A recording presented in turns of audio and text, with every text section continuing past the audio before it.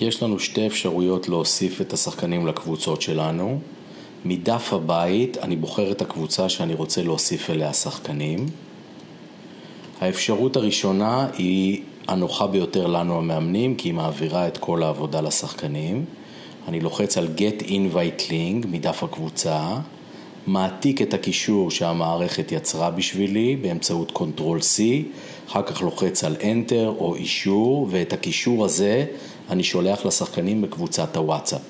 חשוב מאוד שהשחקנים יזינו את כתובות המייל שלהם בצורה נכונה, על מנת שיקבלו סיסמה באופן אוטומטי מהמערכת, ויוכלו להזין את הנתונים שלהם בהמשך.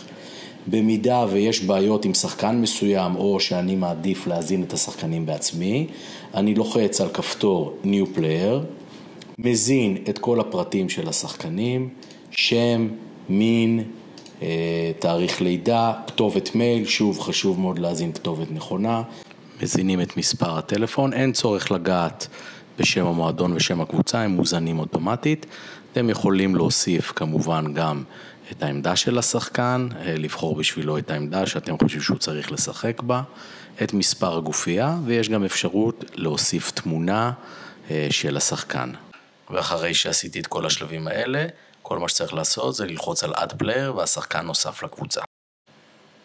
במידה והשחקן הזין את כתובת המייל ולא קיבל סיסמה מהמערכת, הוא הולך לדף הכניסה scouttricks.net, לוחץ על Forgot Password, מכניס את כתובת המייל שהוא הזין, ומשם לוחץ על Reset ופועל לפי ההוראות שהמערכת תיתן לו.